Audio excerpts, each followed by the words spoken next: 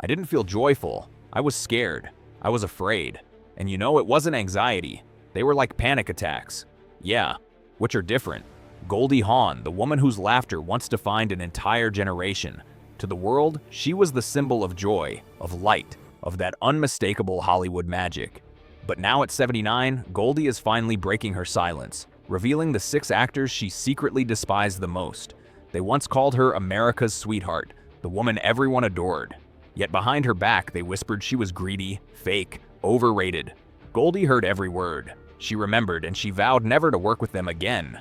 And once you hear their names, you'll understand just how much pain hid behind that perfect smile. Number 1. Bill Murray. The public humiliation. Of all the names on Goldie's blacklist, Bill Murray sits at the very top. Not because of a long-standing feud, but because of a single moment she could never forget. It was supposed to be a simple table read for a late 1980s studio comedy.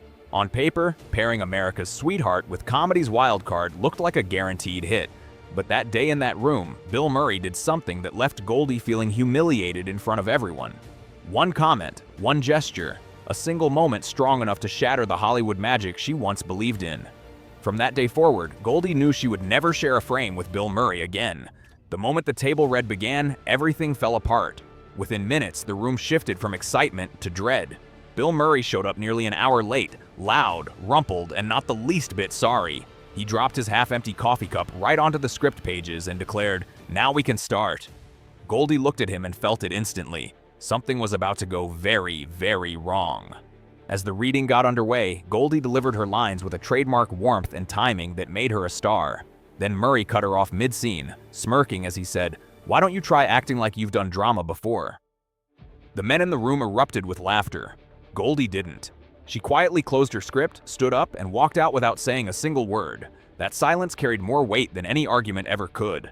By the next morning, her team informed the studio that Goldie Hawn was out. No interviews, no explanation. She simply vanished from the project. "He thinks unpredictability is genius," she later confided to a friend. "I think it's exhausting." That moment changed her career. From then on, she avoided volatile, creative geniuses who mistook cruelty for brilliance.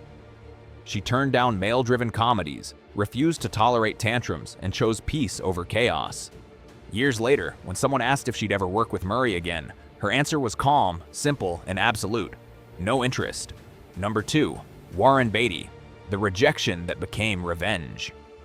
It all started with a single word: no. That was all it took for Warren Beatty, Hollywood's most powerful womanizer, to turn against Goldie Hawn. In the late 1970s, at the height of his fame, Warren decided Goldie would be his next pursuit. First came the dinner invitation, then the private parties, then the invitation to his Beverly Hills home, an offer everyone in Hollywood understood. But Goldie didn't play the game. She was gracious, funny, and immovable. And that's when Warren's charm evaporated. Almost overnight, she noticed things shifting. Scripts she'd been promised suddenly gone, meetings canceled, projects mysteriously reassigned. Goldie didn't need an explanation. She already knew whose ego she had bruised. Directors who once praised her suddenly went quiet. Producers who had fought to cast her now hesitated. One even pulled her aside and whispered, "Warren says you're difficult, not serious material." It wasn't loud, it wasn't dramatic. It was a slow, calculated smear campaign. He doesn't handle rejection, Goldie admitted years later. He punishes it. 6 words that explained everything. What began as a simple no slowly morphed into a vendetta that shadowed her through the early 1980s. Warren Beatty's influence was enormous, and he wielded it without mercy.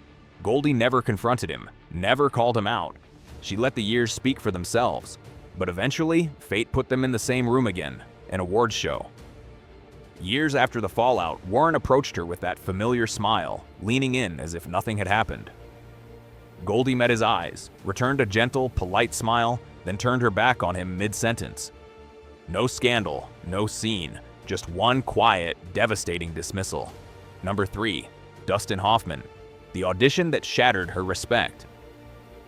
Third on her unspoken blacklist, and perhaps the most surprising name of all, the world saw Hoffman as a genius. Goldie once did too. But after one audition, her opinion changed forever. It was the early 1980s, and Goldie was ready to evolve. She had already proven she could make millions laugh. Now she wanted to make them feel. A prestigious drama was in the works, and producers were ecstatic about pairing her with Hoffman for the lead. Everyone expected sparks. They were right, but not in the way anyone hoped. Halfway through their reading, Hoffman abruptly stopped. He stared at her with a cold, expressionless face, then turned to the producers and said, "She's still playing it like a sitcom." The words hit harder than any slap. Goldie didn't react. She didn't defend herself. She finished the scene with flawless composure, thanked the room, and walked out before anyone could speak. The next morning, she called her agent. Her voice was steady, emotionless. "I'm out. I won't fight for respect in a room full of men who already decided I'm a joke." With that sentence, Goldie walked away from the project and from Dustin Hoffman forever. Years later, when someone asked about the incident, she simply said, "Some men forget they're not directing the women around them."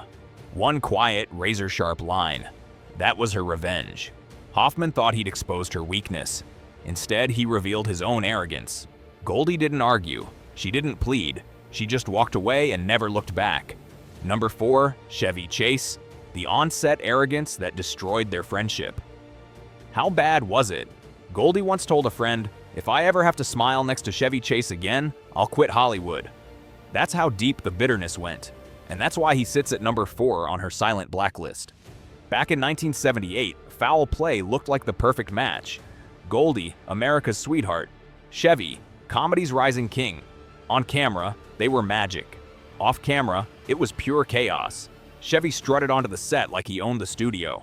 He mocked lines, rewrote jokes, derailed takes, and if Goldie got a bigger laugh, he'd sulk for hours. Worse, he'd mutter under his breath, "She's lucky to be here." Goldie tried to stay gracious. She joked, she charmed, she kept the peace, but the cracks grew. One night, after yet another fight over a scene, Chevy stormed off and refused to return unless the director rewrote it. Goldie stayed behind, sitting quietly on the steps, completely drained. "He's not funny when the cameras stop," she whispered to her stylist. "He's just mean." By the end of filming, they weren't even speaking. The studio begged her for a sequel, millions on the table. She didn't blink. "Not interested," she told her agent, and that was the end of Chevy Chase for her. Number 5, Sean Penn, The Public Disrespect. Then there was Sean Penn, number 5 on her hidden hate list. Goldie thought she'd seen every form of arrogance Hollywood could produce. She was wrong. Nothing prepared her for what happened with Sean Penn. Because this time, the humiliation didn't happen on a set or behind closed doors. It happened in public, under chandeliers, in front of an entire ballroom full of industry power players. And Goldie Hawn never forgot. It happened in 2014 at a Malibu charity gala, where Goldie had been invited to give a short, heartfelt speech about mental health, a cause she's devoted much of her life to. When she stepped on stage, the entire room went quiet, except for Sean Penn. From his table, he sighed loudly, rolled his eyes, and muttered, "Another celebrity wellness sermon." But the real blow came after her speech ended to warm applause. Penn leaned back, smirked, and delivered the line that would stay with her forever. She should stick to giggling. Goldie didn't react. She didn't shrink. She simply smiled, lifted her glass in a quiet toast, and left the room early. Only once she was in the car did she finally speak. "My whole career, and I'm still reduced to giggles." That was the moment she drew her line in the sand. From that night forward, Goldie refused to attend any event where Sean Penn's name appeared on the guest list, and when asked years later how she felt about him, she didn't hesitate. "Not my energy." She wasn't angry. She was finished. Number 6, Kirk Douglas, the legend who erased her. Then came the final name on Goldie's silent hate list, the one no one would ever expect. Kirk Douglas. Not a rival, not a loudmouthed comedian, a Hollywood legend. It began at an industry panel in the late 1990s. Goldie was there as an Oscar winner, a producer, a seasoned woman of Hollywood. Kirk, already an icon, greeted her with that familiar grin, kissed her hand, and said, "You haven't aged a day, sweetheart." The crowd laughed. Goldie smiled, but inside it felt like a sting wrapped in a compliment. As the panel got underway, things grew worse. Kirk cut her off again and again, finishing her sentences, correcting her thoughts, reclaiming the spotlight as if it still belonged solely to him. Every interruption was a reminder of how easily powerful men erased women, even accomplished ones. The moderator later admitted, "You could feel her frustration. She went from glowing to stone cold." After the event, Goldie confided to a friend, "He talks to me like I'm still the blonde in a bikini scene. I've won an Oscar." That said everything. She remained warm toward Michael Douglas, often praising him as the kind of respectful man Hollywood needed. But she never spoke of Kirk again. "Some men," she later said quietly, "don't deserve a second act in your memory." And that's the cruelest truth of all. Kirk Douglas never even knew he was on her list. Conclusion. Now you know the real stories hidden behind Hollywood's golden smile. Which of these 6 names shocked you the most? And do you think Goldie was right to keep quiet all those years, or should she have exposed them sooner? Tell us your thoughts in the comments. And don't forget to like, subscribe, and come back for more Untold Hollywood Confessions.